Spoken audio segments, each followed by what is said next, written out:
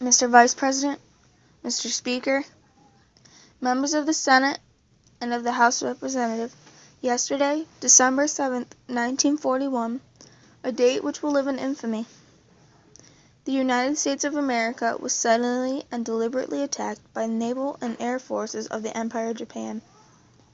The United States was at peace with that nation and, at the solicitation of Japan, was still in conversation with its government and its emperor, looking towards the maintenance of peace in the Pacific.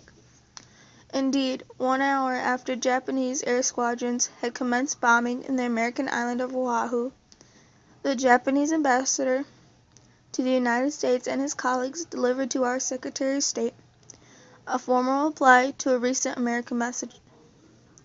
And while this reply stated that it seemed useless to continue the existing diplomatic negotiation, it contained no threat or hint of war or armed attack. It will be recorded that the distance of Hawaii from Japan makes it obvious that the attack was deliberately planned many days or even weeks ago.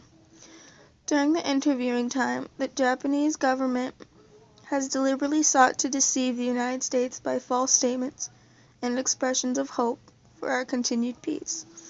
The attack yesterday on the Hawaiian island has caused severe damage to American naval and military forces. I regret to tell you that many American lives have been lost.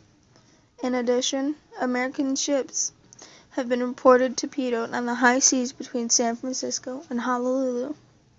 Yesterday, the Japanese government also launched an attack against Malaya. Last night, Japanese forces attacked Hong Kong. Last night, Japanese forces attacked Guam. Last night, Japanese forces attacked the Philippine Islands. Last night, the Japanese attacked the Wake Islands. And this morning, the Japanese attacked Midway Island. Japan has therefore undertaken a surprise offensive extending throughout the Pacific area. The facts of yesterday and today speak for themselves. The people of the United States have already formed their opinions and well understand the implications to the very life and safety of our nation.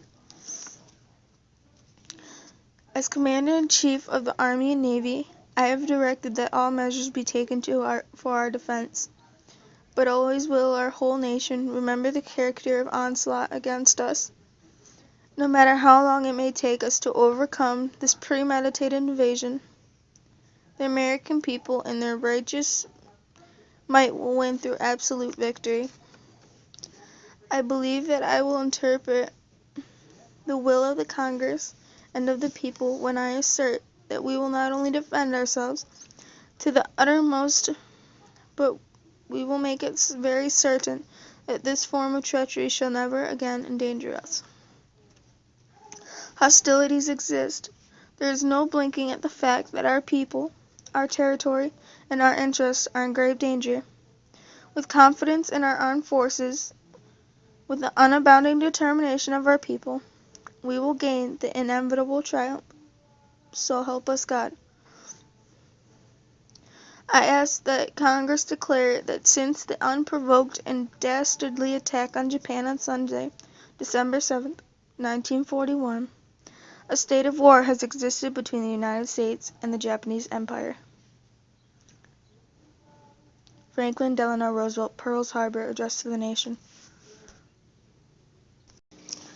On December 7th, 1941, Franklin Delano Roosevelt, also known as FDR, had to address the United States with a speech of infamy. On this day, one of the U.S.'s naval bases, known as Pearl Harbor, was struck. The Japanese Empire planned the bombing because Hawaii is 3,850 miles from Japan. Japan only wanted to besmirch Pearl Harbor once. Being located in a lagoon on the island of Oahu, Hawaii, this attack killed 2,403 U.S. soldiers and only killing 64 of Japanese soldiers. Such ships known as the USS Arizona, USS Oklahoma, and the USS Utah were all torpedoed and sank, injuring 1,178 U.S. soldiers. The U.S. could only capture one Japanese man, known as Japanese sailor Kazu Sakimaki, and none of the Japan's men were injured. Franklin Roosevelt addressed the nation with pure heartfelt emotion, with pure infamy. He did not want to address the nation of the tragic ongoings. He moved the nation with such emotion that almost every person up to this day has known, or at least has heard, what happened on December 7th. If not, you should know a little from the previous information given. Pearl Harbor was a United States military base that Japan had premeditatedly the attack on, all because we stopped being allies with them. No, they ended the peace with a letter to the Secretary of State an hour after the commenced bombing. Weren't we at peace? The United States was at peace with that nation. At the solicitation of Japan was still in conversation with its government and its emperor looking toward the maintenance of peace in the Pacific. FDR connected the address by using yesterday and used the military bases that Japan had also attacked, known 6 military bases: Malaya, December 6th, Hong Kong, Guam, the Philippine Islands, and Wake Island on December 7th, and on December 8th, 1941, Midway Island was attacked. The address increases by day using yesterday, last night, and this morning. When Roosevelt is talking about what attack, he connected 3 paragraphs by yesterday. He used last night and this morning, complete opposites of each other, but had every reason to inform the nation of what has happened. He wanted to tell what was attacked last night, but he did not want to say it all in one sentence. He wanted to add more emphasis by using several sentences with the same beginning phrase, last night, and ended it with attacked. He also changed his words from last night and transitioned to this morning.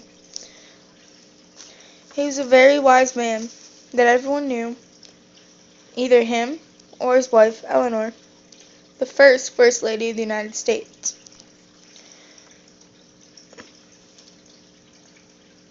He didn't think this would happen, so he used the prefix UN with the words bound and provoked, unabounding and unprovoked. So help us God is a biblical reference, most commonly used by people who need help or guidance through rough times.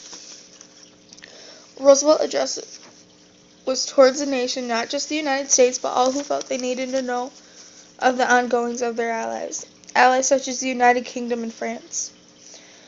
The Japanese and the United States have had tensions since 1937, and apparently the tension was released on December 6th through 8th in 1941.